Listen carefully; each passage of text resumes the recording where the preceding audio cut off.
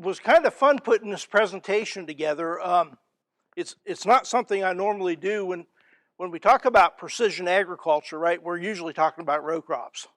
And this was kind of fun putting together. It was a little bit of work, but it was kind of fun. And so the title of my presentation is Precision Ag Isn't Just for the Row Crop Guys. And what I want to do today is go over a couple different topics. And the first one is just talk just a little bit about what precision ag is and what it's trying to do. And then what are some common practices that are being implemented on farms currently. And then take a look at the global positioning system, talk just a little bit about that. And then spend a little bit of time on a study that we did at the research station. It was kind of interesting, that was more involved in grasslands. And then take just one slide looking at a glimpse into the future of what precision ag may hold for grassland operations. And then kind of finish up with just a few questions and some discussion. So what is precision ag, and what is the goal of precision ag? And really it's to match the inputs to areas within a field. In the past, we've always managed at the field level, right? So we take a soil test for a field and then we put fertilizer on it. So what we're trying to do with precision ag is identify the variability within that field. Could be different soil types, could be different landscape position, it could be different drainage class. Identify that and then start to manage for that variability with our inputs and match our inputs to where the highest productivity would be within that field.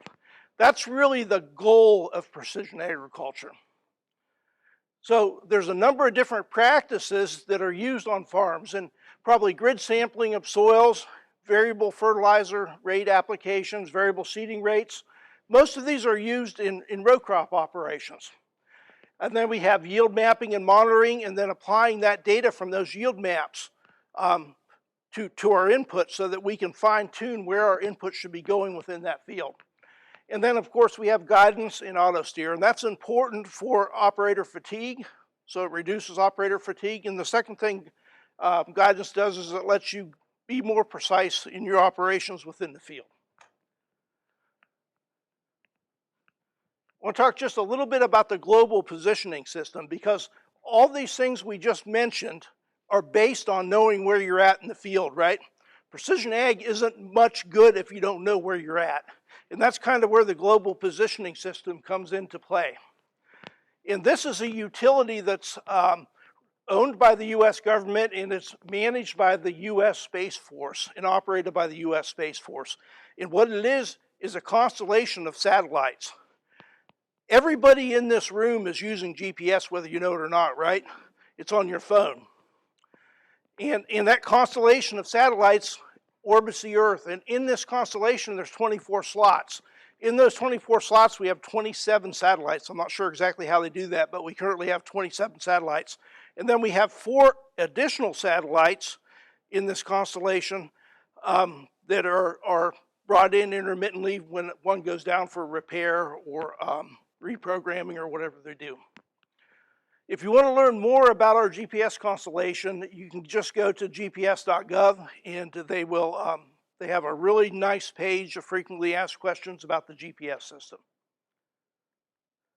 So the way the GPS works is that we have a receiver on our implement, so on the tractor in this particular case. And that tractor receives the signals that are being broadcast by the GPS satellites in the constellation. And we happen to be on our 3rd generation of GPS satellites now. So they broadcast a signal and then it's received by the tractor. We know the position of the satellite, we know the speed of the signal, and then it times when it leaves the satellite and when it's received by the receiver on the tractor. And by doing that, we know the distance from the satellite to that implement. Now, knowing that distance with one satellite is really kind of worthless to us, right? We got to know at least 4 satellites. If we know the distance from those 4 satellites, we can calculate the exact position of that implement on the Earth's surface through geometry or triangulation. And that, in a nutshell, is how GPS works. So there's a number of factors that impact the accuracy of the GPS or the accuracy of determining the position that you're at on the Earth's surface. They include things like the receiver type and quality, of course. So the more you pay for a receiver and the more complicated it is, the better signal you're going to get in a better location on the Earth's surface. Atmospheric conditions we don't often think about. Cloudy, rainy, so forth. That's going to impact the signal quality. Geometry of the satellites. So if we have 4 satellites, but they're all together, we're not going to get a good triangulation on that GPS for that GPS coordinate. If they're spread out nicely, we'll get a much more accurate location on the Earth's surface. And then obstruction. So trees, if we're along a fence line, or buildings, they will all obstruct the signal and increase the amount of error in that signal. So we have 3 ways that they talk about accuracy in GPS. And the first one is the absolute position on the Earth's surface. So that very position that you're standing at, they call that the absolute position. The second one is the relative accuracy, or the pass-to-pass accuracy. So that means I do a tillage pass with my disc in this field. How close can I get to that pass when I come back? And that's the second way. And that's what we most commonly talk about when we talk about accuracy in agriculture, is pass-to-pass accuracy. And then the last one is static or repeatability. And what that means is, if I plant a row of corn here this year, can I come back 12 months later and plant another row of corn directly on top of it? And that's really important for some operations. Probably not for operations we're doing in pastures, but for some row crop operations. And we'll talk about that in the next slide. So how do we increase the precision of the GPS, or the accuracy of that GPS? Well, we can use what's called an augmentation signal. In a nutshell, what it does is we have a receiver, but that receiver has been surveyed into a known point on the Earth's surface. It receives the same signal that we're receiving with our GPS receiver. It receives it too, but it knows where it's at. And it says, well, I'm receiving the GPS signal. It's telling me I'm here, but I'm really 2 feet away. And then it corrects that signal, and it says I'm 2 feet off. It sends it up to a satellite. That satellite sends that signal correction to your GPS unit, and you get a more accurate estimation of where you're at in the Earth's surface. The amazing thing is this all happens instantaneously. So it's really quite a tremendous system. This is called a satellite-based augmentation system. And the one that we most commonly think of is the WAS system, or Wide Area Augmentation System. This is a free public service from the government, so there's no cost for using this type of a system. We also have subscription systems, so that would be something like OmniStar or Trimble RTX or Starfire. They're all subscriptions that you can buy these augmentation or correction signals. And they're good, but when you buy a subscription, you've got to think about the level of subscription you're buying, and there is different levels, right? So the lowest level may be very close to what the WAS signal is. The highest level may have a lot more accuracy. So you've got to kind of figure out what level of accuracy that you need, and then buy that level of subscription. And the last one is real-time kinematic correction, or RTK. And this relies on local base stations. So for this to work, you have to have a base station within 12 miles of where you're operating at. You can install your own base station, but that's really expensive, or you can buy a subscription to local base stations provided by different businesses. This is by far the most accurate, as you'll see on the next slide. So there's a lot of data on this, but really what I want us to focus in on is the operations that we do in pasture. So the first column has type of operation, spraying all the way to subsurface irrigation. And then we have the public system, the WAS, the subscription type like OmniStar, or RTKA, real-time kinematic. So if we look at the things that we do in pastures, we do things like spraying, we spread stuff, fertilizer, seed, so forth, or maybe we drill some or interseed some legumes into our pasture. All these things, the WASP system is good enough for. Okay, so that's free, right? So that's an even better deal for us. And that's going to give us 6 to 8 inch pass-to-pass accuracy. I can't drive 6 to 8 inches, right? Maybe my wife could, but I can't drive 6 to 8 inches. So unless I'm getting auto steer, I really don't need to be paying for a subscription or RTK. Now, we're going to get better accuracy when we go to the subscription. And remember, we can get down to 1.2 inches accuracy pass to pass and 1.2 repeatability, which is very good with the subscription service. Those are going to be on the higher level of the subscription service. Where WAS is kind of weak at is the repeatability. So it's 3-foot repeatability, but if I'm in a pasture and I'm just spreading fertilizer year to year, I don't have to be in the same place exactly in that pasture. The most accurate one, of course, is the RTK, and that's going to be, could be sub-inch pass-to-pass and sub-inch repeatability and absolute position on the Earth's surface. So this is very exact. You'd use this if I was, say, had controlled traffic, or I was trying to get a row of corn over some subsurface irrigation. Would be a good choice for RTK. But for most of what we're doing, the WAS system will be just fine. Okay, I want to change gears a little bit and tell you about a study we did at the research station. And it kind of focuses on improving the precision of frost seeding clover in pastures. I'd like to draw attention to my co-authors, Joshua Jackson. Joshua is an engineer in our ag engineering department on campus. He did the spatial analysis for this project. Brittany Hendricks, my technician, collected the data, and Connor Raymond, my former technician, collected a year of data also for this project. And then, of course, I've got my two biggest helpers. We were actually overseeding some pastures with, believe it or not, crabgrass and red clover mixed together here in February, late February, early March. And these guys were mixing the seed for us, and that's Holt and Porter. And Holt and Porter live on a farm outside of Princeton. Okay, you get just a touch of agronomy, and I know you've heard this already, so I'm going to go through it pretty quick, but legumes are extremely important parts of grassland ecosystems. And as nitrogen price goes up to in excess of 70 cents a pound, they're going to become even more important parts of systems, grassland ecosystems. Fixed nitrogen from the air, they increase the yield and the forage quality and subsequently animal performance. Improve summer growth depending on the legume. And an important part of legume for us in grazing systems is that it dilutes the endophyte in the toxin in endophyte infected tall fescue. And even more than dilute it, we're finding now our USDA ARS unit on campus that red clover has compounds that actually reverses the negative impact of the toxins in infected tall fescue.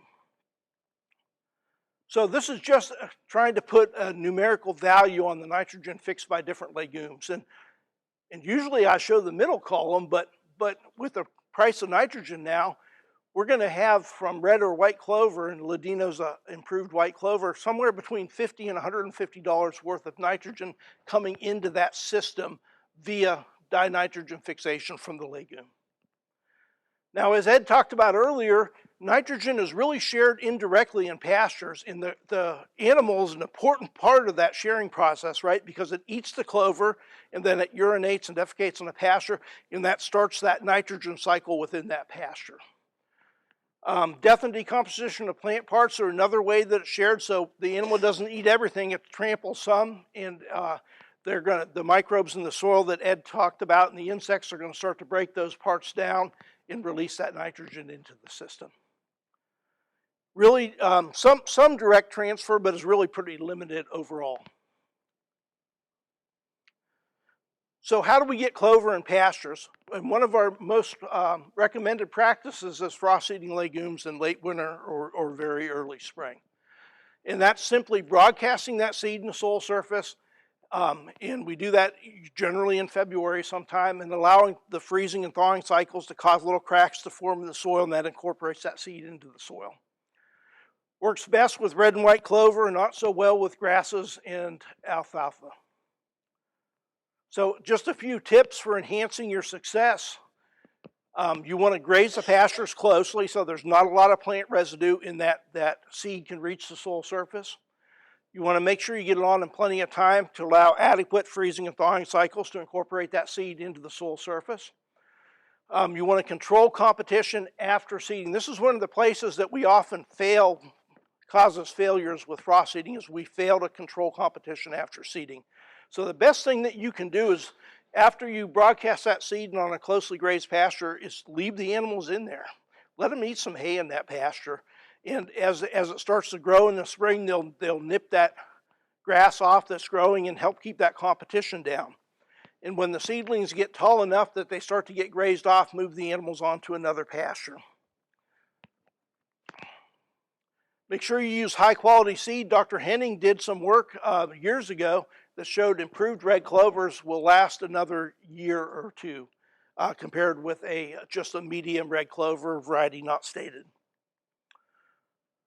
Use the correct seeding rate and make sure you get even seed distribution. And that's one of the toughies in a pasture. Getting even seed distribution can be very difficult in a pasture situation because sometimes you can't see where you've been and where you haven't been in that pasture. And that kind of leads us into the objective of the study that I wanted to tell you about, and that's to evaluate the impact of GPS guidance on the uniformity of seed distribution during frost seeding.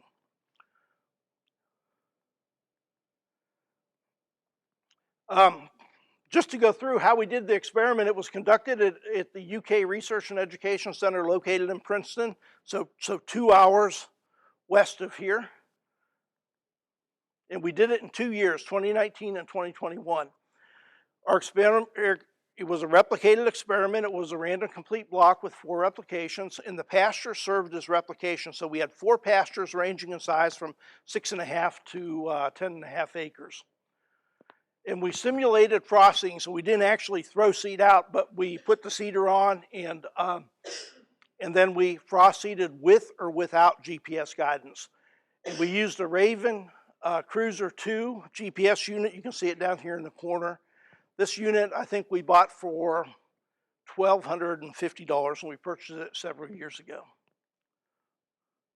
So the way we did the experiment was we actually initiated guidance, and then we came back. In high tech here, we put a bag over it. And so what we were doing is actually logging where the driver was going, but he could not see the GPS unit to use it for guidance. And then we did the same thing, except we let the driver use the GPS guidance. So we did all 4 pastures first with no guidance, came back and did all 4 pastures with guidance. And we did this for 2 years. We did it in 2019 and 2021. And these were my drivers. This was Connor Raymond. He's from Ohio County, graduate of Murray State University. And this is my newest technician, Brittany Hendricks, and she's a graduate of North Carolina State University. And it's not a competition, but when you look at the data, one of these drivers did a heck of a lot better job than the other one when they seeded blindly.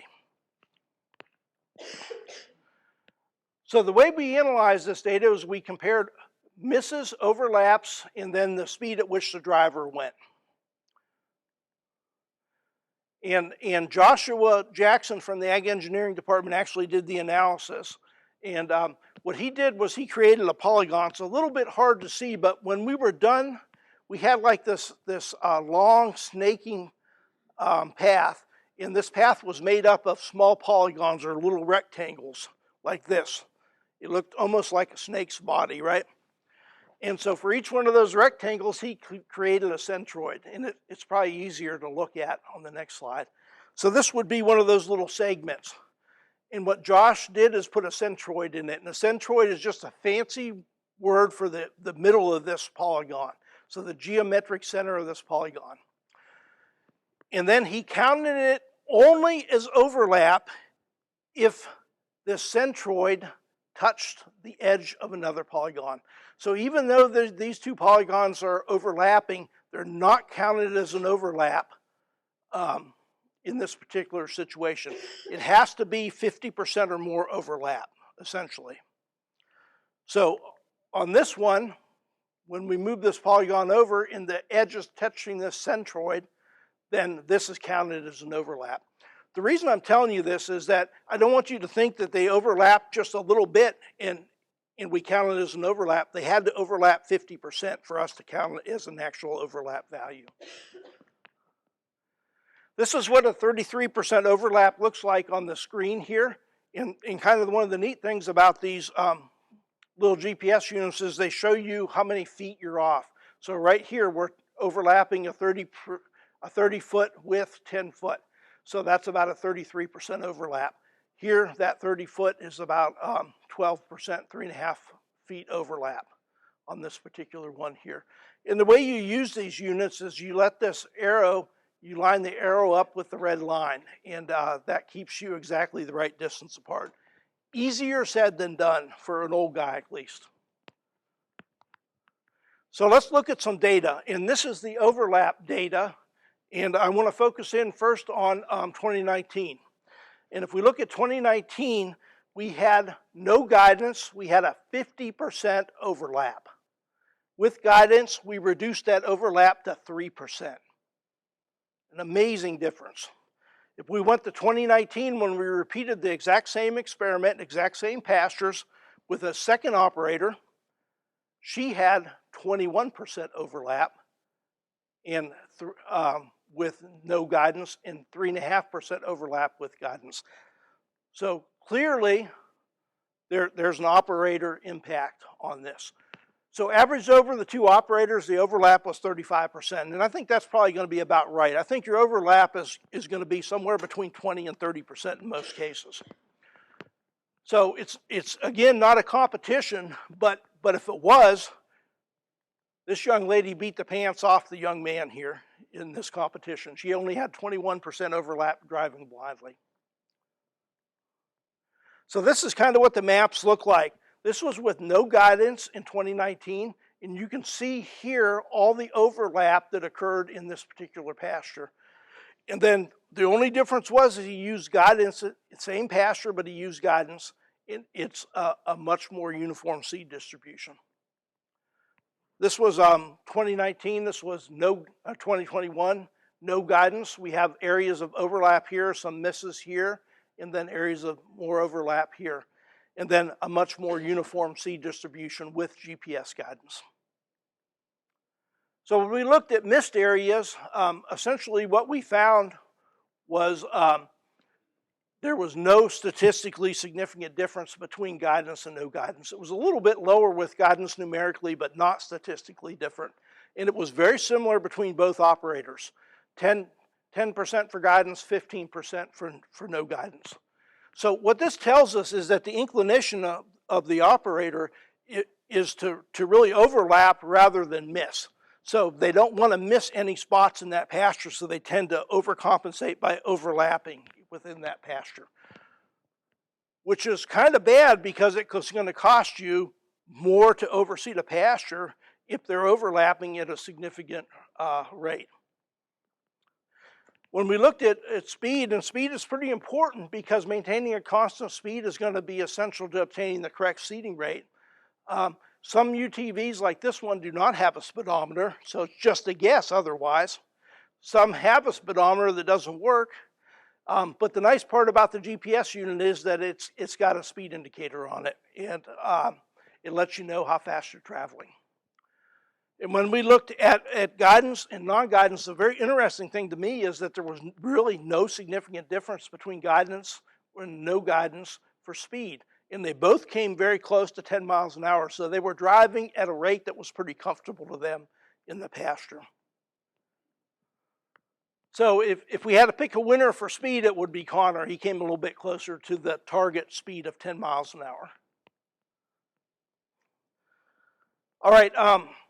This is kind of a busy graph, and it's included in your proceedings. And what it's really showing us is the acres to recover the cost of the guidance system. And this is not, I'm not an economist, so this is not an economic analysis. It's just some simple math on the back of a napkin. So I don't call it economics, I call it agroeconomics. And agroeconomics is when you give an agronomist a calculator. Okay? So let's take a look here. So in the first column, we have cost of the operation. So, and that ranges from $20, which might be overseeding some clover, up to $100, which may be spreading some serious fertilizer on that pasture. And then over here we have the overlap, and that range between 10 and 50%. That should catch most overlap in pastures. So if we look at, for example, we spread some fertilizer and it cost $70 per acre, and we had a 20% overlap, it would take us about 107 acres to recoup the cost of that GPS unit.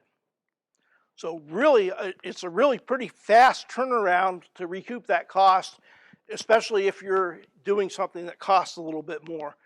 Now, if we were at $20 per acre, so we're spreading 6 pounds of red clover and a pound of ladino clover per acre, it's going to take longer to recover that cost because the cost of the operation is lower. Now, the worse driver you are, the faster you're going to recover the cost of that GPS unit, right? So if you were at 50%, overlap, and you could recover it in 150 acres for overseeding $20 worth of clover. So kind of in summary, overlap seemed to be a larger issue than misses. And the average overlap for this particular study was 35%. Some of you could make that lower probably, I'm sure. GPS guidance reduced overlap to around 3%. We could recoup the cost of the GPS in approximately 200 acres under the conditions of this particular experiment. Easily transferable between implements. I didn't mention that earlier, but we can put this on anything. So we can put it on our ATV or UTV, we can put it on our truck, we can put it on a tractor. We can use it when we're interseeding with a grain drill in a pasture, and or spreading fertilizer or lime or poultry litter. It's easily transferable between implements, and that allows us to do multiple operations, and that's going to decrease the amount of time it takes to recoup the cost of the GPS unit. We did a field day in Ohio County, I guess it's 2 summers ago, and the young man that we did the field day at, we loaned him the GPS unit. Well, he didn't want to give it back. And then after he gave it back, he kept calling me and asking me about borrowing it. And I'm like, Bub, you're just going to have to buy one, big buddy. But he was using it to spread litter with, and to spread seed with, and to spray with, and so forth. All right, so just one slide on one precision application that may hold some promise in the future, and it's kind of interesting, and that's virtual fencing. And virtual fencing was almost here several years ago, and if you're not familiar with it, it's kind of like a shock collar for a cow, right? Except it's a little more complex than that. It involves the GPS positioning using a satellite, and then it involves a laptop that you draw your map on. It uploads it to a cloud, transfers it to a base station, and then sends that signal to the GPS unit. But it's got tremendous potential. So if I wanted to, say, fence out a riparian area on my farm, instead of having to put up 5 miles of fence to go around that stream, I could just establish a virtual fence within my physical perimeter fence and keep the animals out of that riparian area. So I think it's got tremendous potential. Don't have enough time to talk about it in detail today, but Mark Harris was here several years ago and did a really good presentation on this virtual fencing system. And Mark is from Gallagher, which is the manufacturer of this virtual fencing system. And if you want to watch that, it's available on our KY Forage's YouTube channel. Well worth your time to watch that if you have a chance. And I know you're saying, how do I get to the KY Forage's YouTube channel? So I put it up here. All you got to do is Google KY Forage's YouTube. It'll be the first thing that pops up. One other resource for you is a UK Forage's website. Just Google KY Forage's and it'll pop right up. And then you can subscribe to our forage newsletter on our KY Forage's website. And it really is a good website with lots of information. It's got current events, upcoming events, and then our forage news. And then it's got all kinds of information organized underneath these clickable tiles. So it is mobile friendly also. And that's all I've got, guys. So is there any questions? Yes, sir.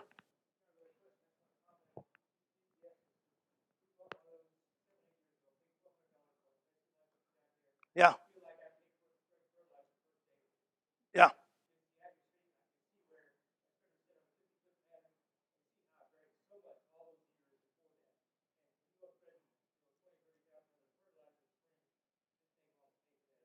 Right.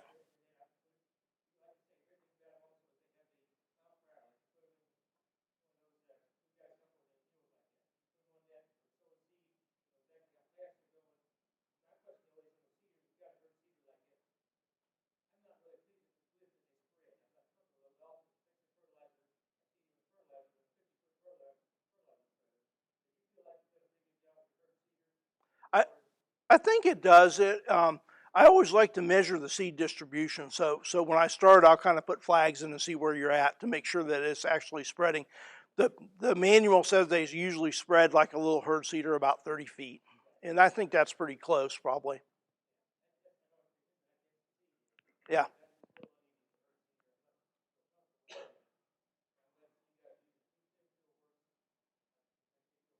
Yep. Pat.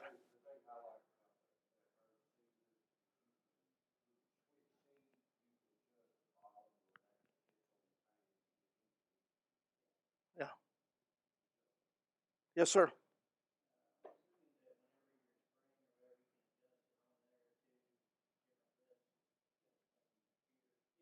The different what widths, yeah. So you program that in. You can go anything from. I've used it on a five and a half foot no-till drill all the way up to, a 40-foot sprayer. So of course I can't recommend anything because I work for the university, right? But the Raven 2 Cruiser, they quit making that. But in the back of your proceedings, there's 3 other units in there. And of course, I put the disclaimer, I'm not recommending them. Probably one of the most durably built ones would be the Trimble Easy Guide 250. So the T-Jets, the 430. I don't even need to be talking about this. You guys are doing it already. Just spraying alone, 240. I've always used right 200 gallons a year to spray the whole farm. Right. And this year alone, I used 110 gallons to get over the whole farm. Did you hear that? Everybody hear that? He said he usually uses on the farm 200 gallons of 2,4-D, and he cut his use to 110 gallons because he's implementing a little GPS unit, a T-Jet 430. That's pretty amazing. All right. Well, I'm done. Thank you for your attention. I'll be around if you have any questions.